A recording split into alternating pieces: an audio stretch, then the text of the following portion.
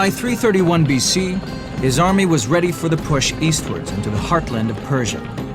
3 months later, he crossed the Tigris and Euphrates rivers. Darius was waiting for him on the plain of Gaugamela. The Persian king had learned from his defeat at Issus.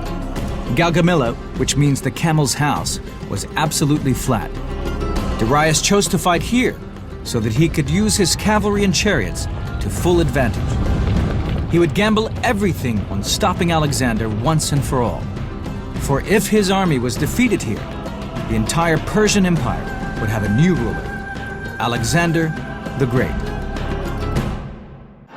It is 331 BC. Alexander the Great is battling against the army of Darius of Persia. At stake, control of Asia, from the Black Sea to the borders of India.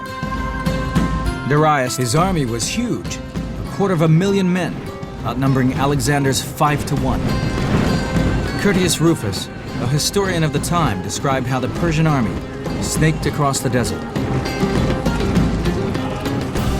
First came the cavalry, drawn from all parts of the empire. Next in line were crack infantry troops, known as the Immortal, so called because their numbers were never allowed to drop below 10,000. 10,000 spearmen, then 30,000 foot soldiers, and 400 of his own royal horses. 600 mules and 300 camels carried the king's treasure, which in today's terms would be worth over $3 billion. Alexander's army in comparison was rough and ready, and much smaller. 40,000 infantry and 7,000 cavalry. It was a confident army. Alexander, at the head of his companion cavalry, led from the front. The Macedonians really were a band of brothers. They really were companions. Every night they would eat together, dine together, drink together. They were, if you look down the rolls, there was brothers, cousins, uncles. Everybody was related to each other by marriage, by blood. And you know that Alexander just loved these guys and they loved him. The flat plain at Gaugamela was well suited for chariot warfare, but Darius went one further and had the ground leveled out to provide runways for his charioteers. This would be a huge set-piece battle, the kind the Persians had trained for. The vast battlefield would allow Darius to send all of his troops into action and use his 5-1 advantage to smash Alexander. A key objective was to break up the massed spearmen of the phalanx. This was notoriously difficult to do. Darius had a plan. Scythed chariots. These were standard chariots with long, sharp blades attached to the wheel hubs, capable of separating a man or horse from its legs. They were driven at speed into massed infantry, with one aim, breaking up enemy ranks and creating gaps for their own cavalry and infantry.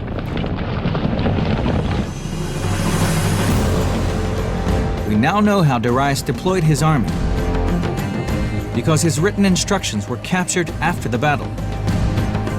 On the left wing were Bactrian and Scythian cavalry from the steppes of Asia. Their job was to halt the charge of the companion cavalry.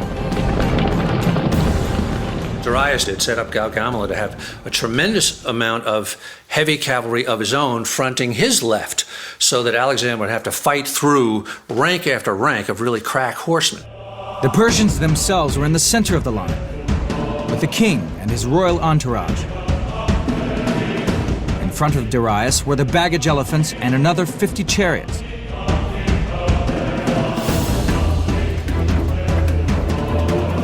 On the right wing were troops from Syria, Mesopotamia, and the Persian Gulf, and 100 charioteers in scythe-wheeled chariots. Like all Greek commanders before him, Alexander organized his infantry in a phalanx formation.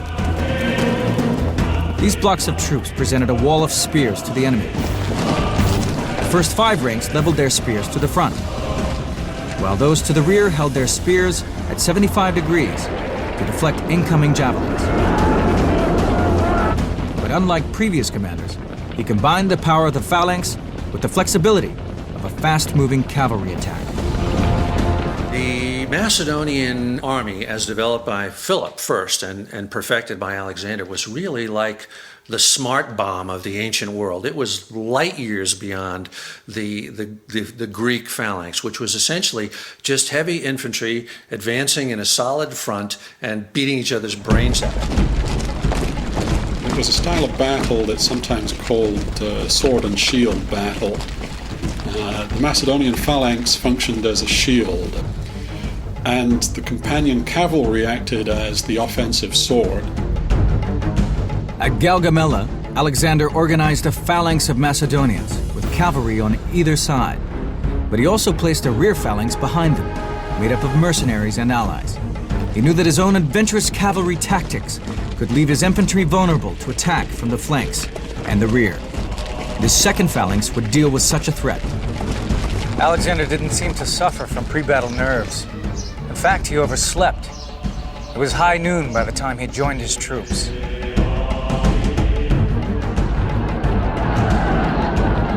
The two armies advanced in the line of battle.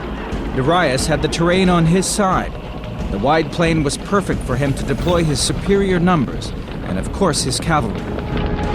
At 5-1, the Persians far outnumbered Alexander. In order to avoid being outflanked, Alexander led his cavalry off to the right, towards the edge of the Persian line. Darius' cavalry moved off in the same direction to keep pace with Alexander. These outflanking maneuvers worked to Alexander's advantage, drawing both sides away from the ground which had been specially cleared for Darius' chariots. Darius saw what was happening and ordered his left wing to advance. To avoid being surrounded, Alexander charged straight into the Persians. What Alexander looked for in his battles was an opening in the enemy formation. As soon as he saw that, Alexander would lead a charge of his companion cavalry straight at that gap.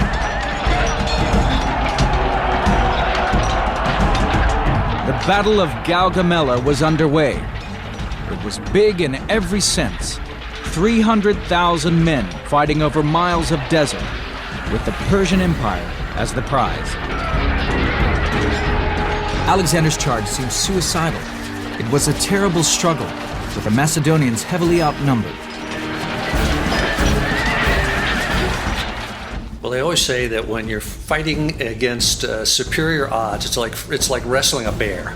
You got to get your blade into his heart before his paws wrap around you and crush you to death. The cavalry battle left the Macedonian phalanx unprotected. Darius decided that now was the moment to smash it apart with his side-wheeled chariots. 100 of them stood ready to be launched against the Macedonian spearmen. Once the phalanx was broken, Darius' army could encircle Alexander and his cavalry, and the young king's Persian adventure would come to a bloody end. It is 331 BC. Alexander the Great is battling against the army of Darius of Persia. At stake, control of Asia, from the Black Sea to the borders of India. Darius has decided to send his side chariots into action. The charioteers raced toward the Greek phalanx. Ahead of them was a wall of razor-sharp spears. And for the men of the phalanx, there was a side of 100 chariots bearing down on them, each with 3-foot-long scalpel-sharp blades whizzing around the wheel hubs. But Alexander's battle-hardened troops held their nerve. At the last moment, when the chariots were almost on top of the phalanx, they opened their ranks and the chariots passed harmlessly through. For the charioteers, however, there was little hope. As they drove down the open-ended ranks, hundreds of javelins and spears finished them off. He had really crack javelineers and archers out front, and he was able to fire at the horses. If you just would nail one horse in a 4-horse team, that would completely, the whole team would go. Meanwhile, Alexander and his cavalry had gained the upper hand. Darius took cavalry from the center of his line to send his reinforcements. As they moved, they left a gap. Alexander spotted it immediately, wheeled to the left and charged straight into the gap, and straight at the Persian king. At only one point on the field did Alexander achieve numerical superiority, but that was at the crucial point when he was charging at Darius. The Macedonian phalanx followed right behind Alexander. The Persian battle line was broken. Once again, Darius turned and fled. When the rest of his army saw their king and his entourage fleeing, they naturally figured, well, if he's fleeing, why are we still standing here risking our lives? But the battle was far from over. Part of the Persian cavalry managed to break away and attacked Alexander's left-wing cavalry. And if that wing of Alexander's army were to have given way, particularly given way soon, that would have unhinged Alexander's whole battle plan and probably prevented him from winning a victory, if not led to outright defeat. But once again, the brilliance of Alexander's tactics saved the day. He had created the rear phalanx for just such an emergency. Now it swung into action and came to the rescue, pushing back the Persian cavalry. When the word got out that Darius had run away, the huge Persian army began to retreat. Now the whole Macedonian army rushed forward on the heels of the Persians. Darius abandoned everything as he fled for his life. At Issus, he had left his wife and his daughters. This time at Gaugamela, vast amounts of treasure, weapons, and even the royal chariot were left behind. But Darius had gotten away again. Casualty figures in ancient battles often owed more to propaganda than to fact.